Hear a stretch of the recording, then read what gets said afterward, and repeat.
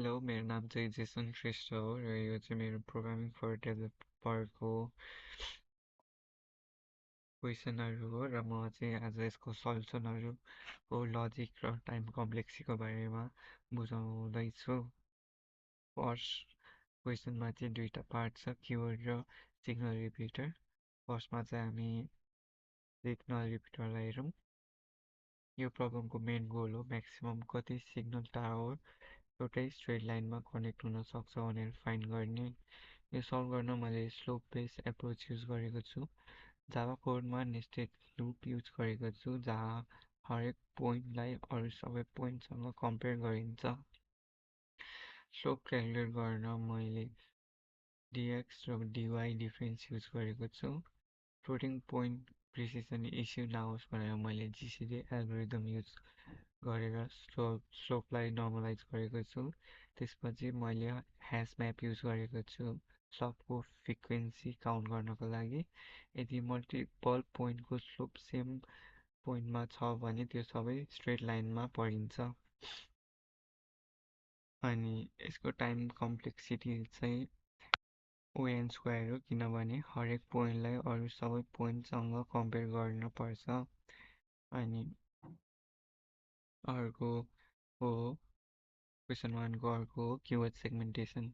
यो प्रब्लम चाहिँ word brake प्रब्लमको extension हो। गोल हो कि गिभन स्ट्रिङलाई डिक्सनरीमा भएको भ्यालिड वर्ड्समा ब्रेक गर्नु। यो सोल्भ गर्न मैले back tracking with memorization approach use गरेको छु। जावा कोडमा प्रोग्रामले पहिला स्ट्रिङको प्रिफिक्स चेक गर्छ सबस्ट्रिङ मेथड युज गरेर। अनि त्यो प्रिफिक्स डिक्सनरीमा छ भने प्रोग्रामले रिमेनिङ स्ट्रिङलाई रिकर्सिभली चेक गर्छ। रिपिटेड क्यालकुलेसन एभोइड गर्नको लागि मैले ह्यासम्याप युज गरेको छु मेमोराइजेसनको लागि। यो ह्यासम्यापमा स्टार्टिङ इन्डेक्सको रिजल्ट स्टोर हुन्छ जसले सेम कम्पिटिसन रिपिट हुनुबाट बचाउँछ। यसको टाइम कम्प्लेक्सिटी चाहिँ ओएन स्क्वायर इन्टु एम हो, जहाँ चाहिँ एन चाहिँ क्वेरी लेन्थ हो र एम चाहिँ नम्बर अफ रिजल्ट हो। अनि क्वेसन नम्बर 2 चाहिँ हाइड्रो पावर प्लान्ट एफिसियन्सीको बारेमा छ। यो टास्कमा गोल हो बाइनरी ट्रीमा म्याक्सिमम पावर जेनेरेट हुने पाथ फाइन्ड गर्ने। यो सल्भ गर्न मैले पोस्ट अर्डर ट्रान्सफर युज गरेको छु। पोस्ट अर्डर ट्रान्सफरमा पहिला लेफ्ट सब ट्री प्रोसेस हुन्छ, त्यसपछि राइट सब ट्री अनि करेन्ट नोड प्रोसेस हुन्छ। यो कोडमा हरेक नोडमा मैले पहिला लेफ्ट गेन र राइट गेन क्यालकुलेट गरेको छु। अनि म्याक्सिमम पाथ भ्याल्यु क्यालकुलेट गर्नको लागि node value plus left gain plus right gain गरेको छु। मैले ग्लोबल भेरिएबल मेन्टेन गरेको छु म्याक्सिमम पाथ सम ट्र्याक गर्नको लागि। अनि यसको टाइम कम्प्लेक्सिटी चाहिँ ओएन हो, किनभने बाइनरी ट्रीको प्रत्येक नोड एकचोटि मात्र भिजिट हुन्छ। अनि क्वेसन नम्बर 3 यो हो commodity tracking, agriculture commodity tracking.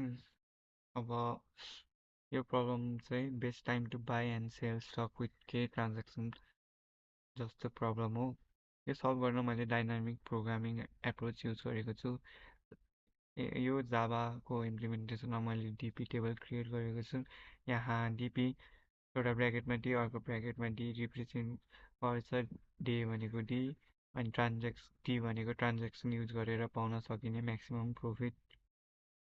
प्रोग्रामले हरेक दिन डिसाइड गर्छ ट्रेड गर्ने कि प्रिभियस प्रफिटलाई मेन्टेन गर्ने भनेर। यसरी डाइनामिक प्रोग्रामिङ युज गरेर ब्रुट फोर्स एप्रोच एभोइड गरिन्छ। अनि यसको टाइम कम्प्लेक्सिटी चाहिँ ओ ब्र्याकेट के इन्टु एन हो। के भनेको चाहिँ म्याक्सिमम ट्रेड्स अलाउड हो अनि एन भनेको चाहिँ नम्बर अफ ट्रेडिङ डेज। अनि क्वेसन नम्बर 4 चाहिँ स्मार्ट एनर्जी ग्रिड।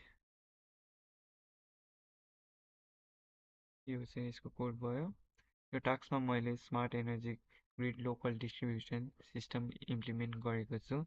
गोल हो डिफ्रेन्ट एनर्जी सोर्सबाट इलेक्ट्रिसिटी एलोकेट गरेर डिमान्ड फुलफिल गर्नु while minimizing the cost.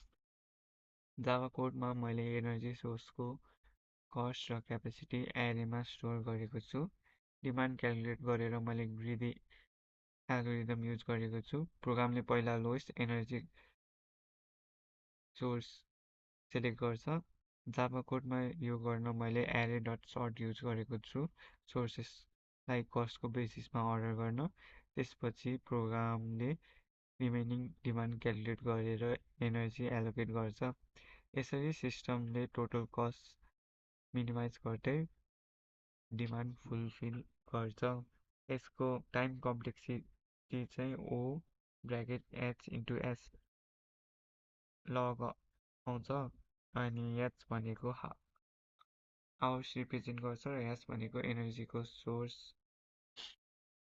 अनि क्वेसन नम्बर 5 चाहिँ टुरिस्ट स्पट अप्टिमाइजर हो र यो चाहिँ यसको कोड भयो। यो चाहिँ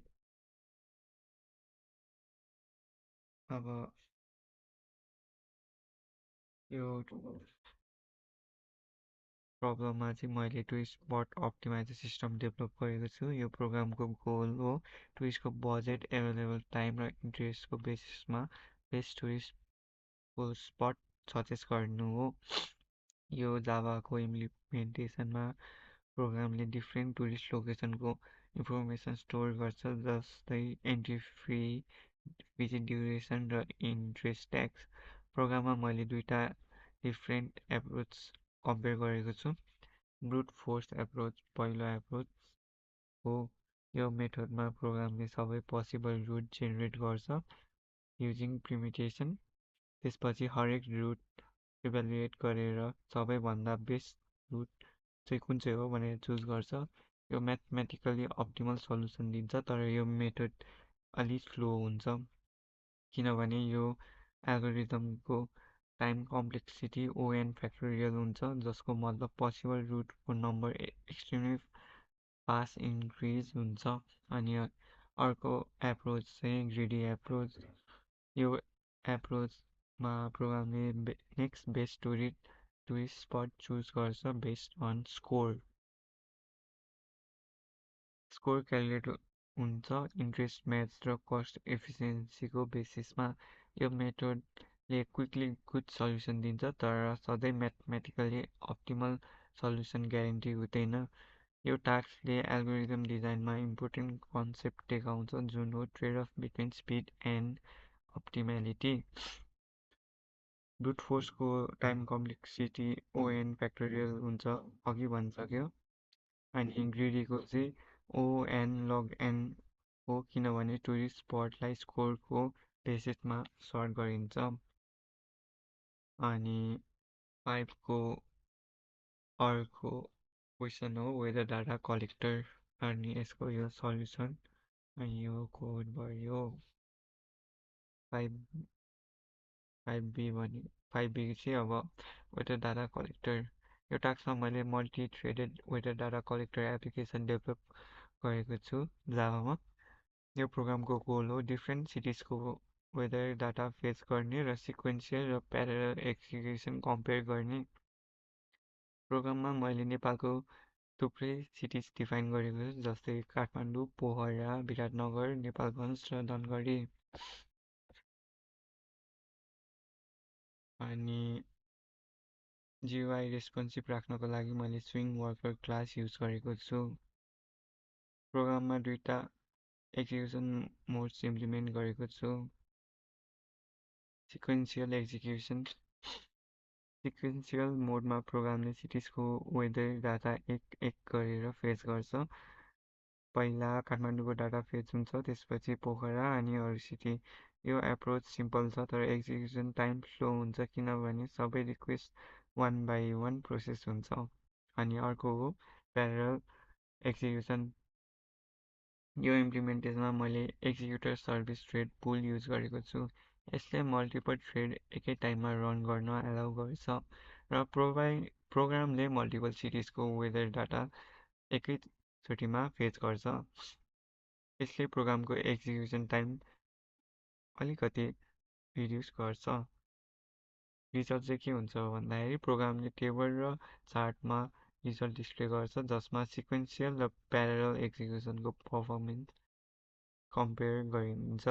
यो टास्कले मल्टिथ्रेडिङको एडभान्टेज क्लियरली डेमोन्स्ट्रेट गर्छ, स्पेसली वेन मल्टिपल नेटवर्क रिक्वेस्टहरू छ।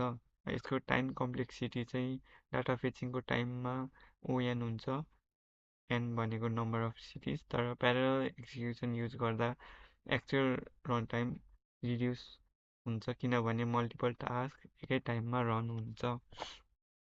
अब क्वेसन नम्बर 6मा चाहिँ इमर्जेन्सी लजिस्टिक छ। यो टास्कमा मैले इमर्जेन्सी लजिस्टिक नेटवर्क एनालाइज गर्ने प्रब्लम सल्भ गरेको छु ग्राफ एल्गोरिदम युज गरेर। गोल हो डिजास्टर सिचुएसनमा सेफेस्ट पाथ र maximum supply transport capacity find गर्ने सिटिजहरूको बिचमा। यो टास्क दुई पार्टमा छ। फर्स्ट पार्ट पहिला सेफेस्ट पाथ हेरौँ।